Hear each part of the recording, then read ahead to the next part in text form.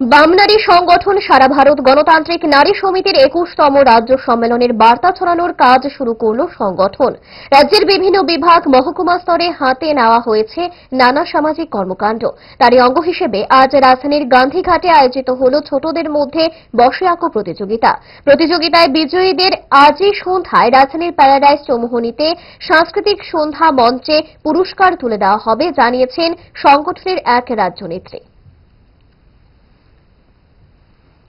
আমরা একটি বার্তায় দিতে চাই ত্রিপুরা রাজ্যের সমস্ত জনগণের উদ্দেশ্যে যে আমাদের সংগঠন সারা ভারত গণতান্ত্রিক নারী সমিতি আমরা শুধুমাত্র নারীদের মান সম্মান ইজ্জত অধিকার রক্ষার্থেই আমাদের আন্দোলন সংগঠিত করি না, আমাদের সংগ্রাম সংগঠিত করি না।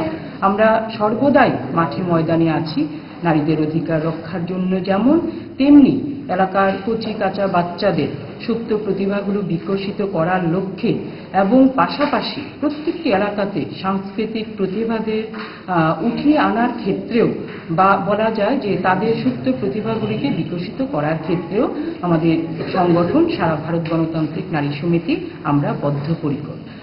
নর্থ ইস্টের সবচেয়ে আকর্ষণীয় মেলা second north east industry and trade fair ২১শে নভেম্বর থেকে ৭ই ডিসেম্বর পর্যন্ত আগরতলার চিলড্রেন্স পার্কের সাথে শিল্প, প্রযুক্তি আর ট্রেড অপরচুনিটিজের অসাধারণ প্রদর্শনী।